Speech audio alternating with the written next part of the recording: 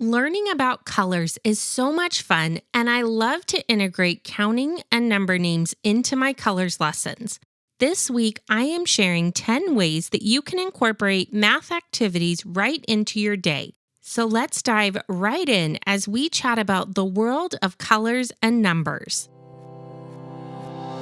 Hey there, Mama. I'm Lauren Brainerd, and this is Teach Your Littles at Home. I'm so excited you have tuned in as I share fun and hands-on activities you can use right away to help you play and learn with your little ones. So let's dive right into today's episode so you can make more memories than you ever dreamed of.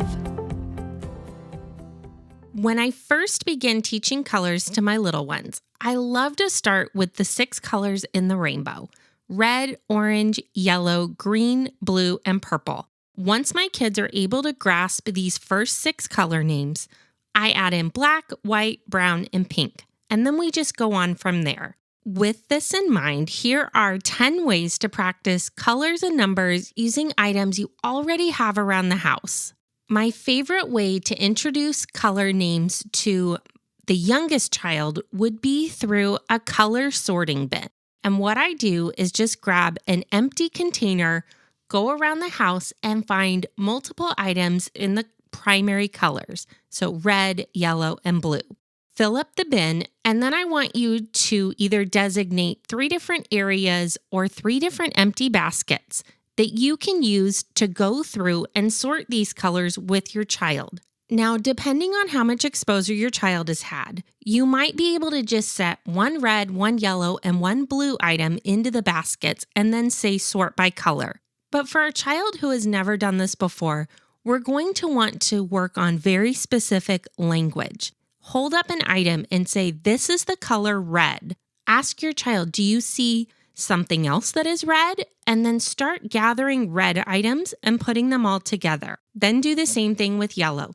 "This is the color yellow," and work on finding some things together. Once you have gone through red, yellow, and blue, and you have a few things in each basket, give your child maybe 4 or 5 more items and ask them if they can match to the other red, yellow, and blue items. Assist as much as needed, but give your child the opportunity to do this on their own so they feel successful. The second activity I'm sharing is our rainbow scavenger hunt. And all you need for this activity is some sort of visual that shows the 6 colors in a rainbow. If you have a printed out rainbow, that works. Or you can even just take a blank sheet of paper, color in 6 squares in the 6 colors of the rainbow. If you don't have a picture of the rainbow already printed, all you need to do are color in 6 different squares on a piece of paper using the 6 colors of the rainbow that your child could use as a visual. Then what you're going to do is hand this sheet of paper or picture to your child and have them go through the house and point to as many things as they can find that match those 6 colors on the sheet of paper. The third activity is our number hunt. And for this one, all you're going to need to do is grab 10 pieces of construction paper in all different colors. I'm working on the colors of the rainbow, so red, orange, yellow, green, blue, purple, as well as black, white, brown, and pink.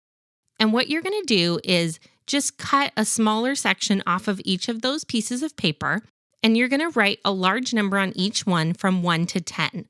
Then what you're going to do is hide these pieces of paper around the room. So you could tape it to a wall, onto the back of a chair, onto a door. Just tape them all around a designated area.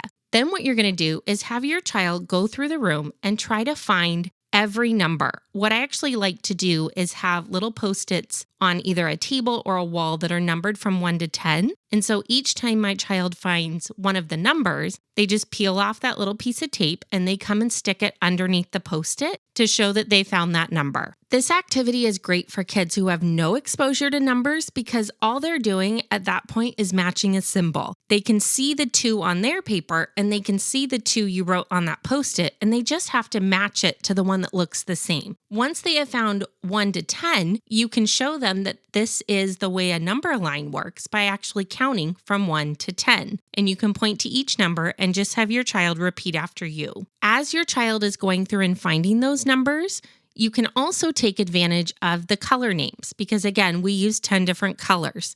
So not only are you able to work on the name of the number, the order the numbers go in, but you're also getting to review, this is red, this is yellow. And if one is missing, it's really easy to say, go find a yellow and a black piece of paper so that they have a better idea of what they're looking for if they're missing the last couple. My kids always get hungry when we finish activities, so I love to have a snack activity that goes along with the activity that we're working on. So for number 4, we're counting with snacks. So you're going to want to grab a box of rainbow-colored cereal and about 6 different cups. You're going to want to count the number of colors in the cereal and make sure you have the same number of cups set out for your child. Take 1 small bowl of cereal. Don't by any means give them the whole bag because that'll lead to frustration and overwhelm. But just give a small cup of cereal and have your child hold up one and say the name of the color and set it in the first cup. And then you'll keep going through and adding cereal to additional cups as they find new colors. And then they'll just keep sorting all of the colors until they finish and have emptied their cup. When they finish, the best part is it's time to eat. So I always have my child choose their favorite color, and they have to count how many cereal pieces that they sorted into that cup. Now, by no means is your child expected to count to 5 or 10 or 20 independently. But what I like to do is work on what's called one-to-one correspondence. So I just have all the cereal, we dump it out on the table. And then my child grabs one pointer finger and just works on sliding their cereal pieces from one side of the table over to another designated area. And each time they slide a piece over, we count it. So I'll say the number and they'll repeat after me. Once they finish counting, you can tell them they can eat them all. You could tell them they could eat 5, they could eat 10, 20, whatever you're comfortable with. And you can do this for as many colors as you want. We are definitely a house that loves Play-Doh. And if you've listened to many episodes, you've probably heard this before. So for episode 5, we are going to incorporate our fine motor skills into the math learning we're doing by using Play-Doh to work on our colors. So what you're going to do first, before you do the activity, just a little bit of prep, is to write color words on strips of paper. You'll write the word red in a red crayon. You'll write the word green in a green crayon. You'll write the word blue in a blue crayon, and so forth. And then your child will take that Play-Doh and they'll squeeze it into whatever shape or form they want and match it to that color word. And you'll point to it and say, this is blue. Then you can ask your child to do things like add 5 blue balls onto your blue Play-Doh. And this is a great way to just start to work on those early counting skills by including, not only are we working on the name of the color, they're seeing the word written out, which is just great for exposure. And now we're also working on counting. Keep doing this for as many colors as your child is able and for as long as the enjoyment lasts. We're continuing on with fine motor with number 6, which is our clothespin number match. So what you're going to do is take some index cards and just write the numbers 1 to 5. You can go up to 10 if your child is ready, or you can just start with the numbers 1 through 5. Then what you're going to do is give your child a small bowl of clothespins, and they're going to clip the number of clothespins onto each card to represent the number. So if the number 1 is written, they'll clip 1 clothespin. If it's the number 2, they'll clip 2 clothespins. This is great because it is very tricky, believe it or not, to have enough strength to open those clothespins and then enough control in their hands to be able to hold it open long enough, line it up with the card, and let go. For most of us, it feels like a really simple skill, but the first time we do things, they can be difficult. So if your child needs some extra help, don't be afraid to just use hand-over-hand movements and help your child get used to the feeling of clipping those clothespins.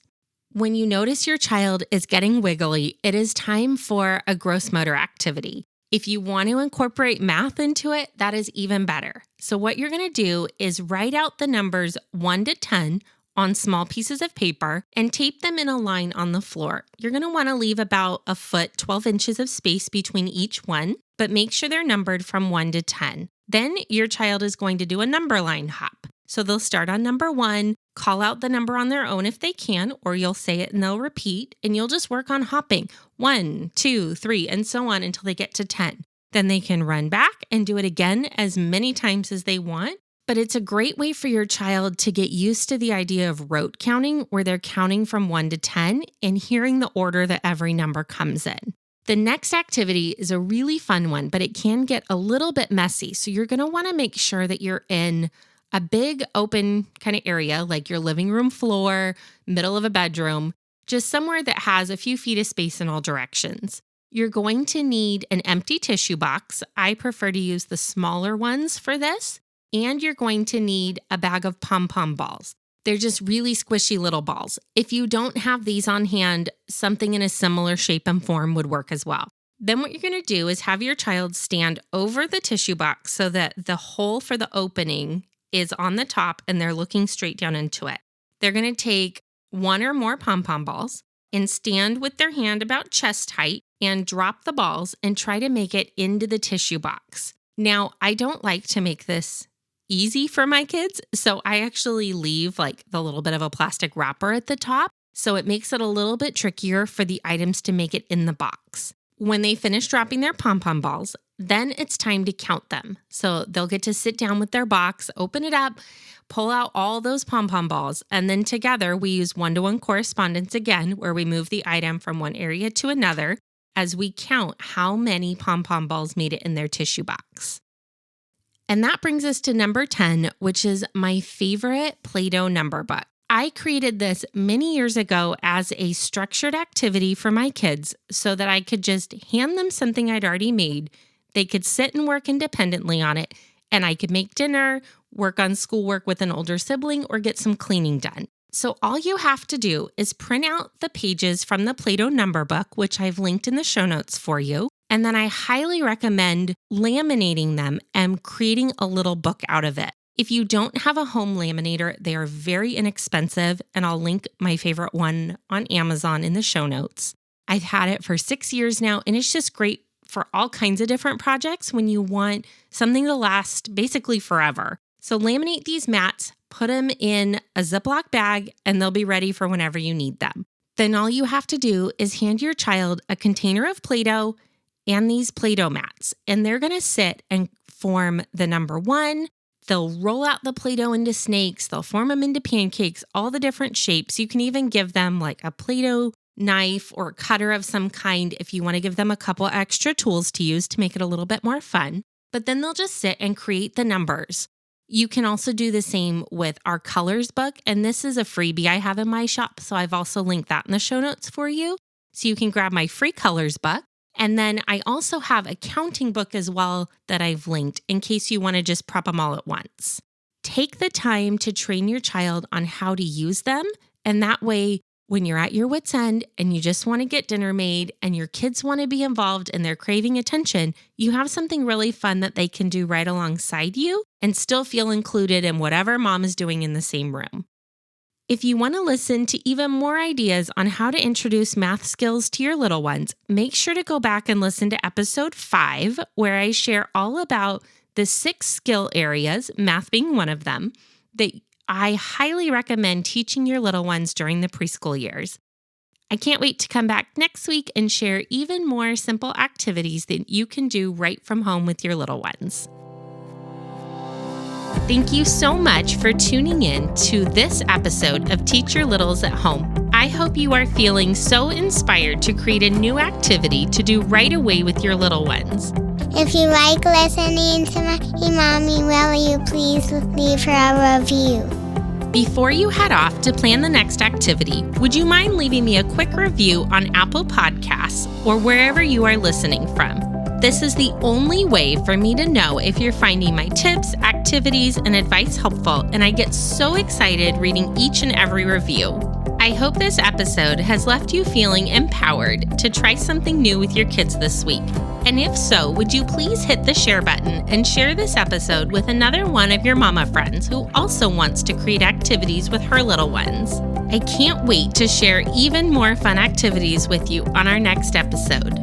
Have a wonderful rest of your day playing and making memories with your little ones.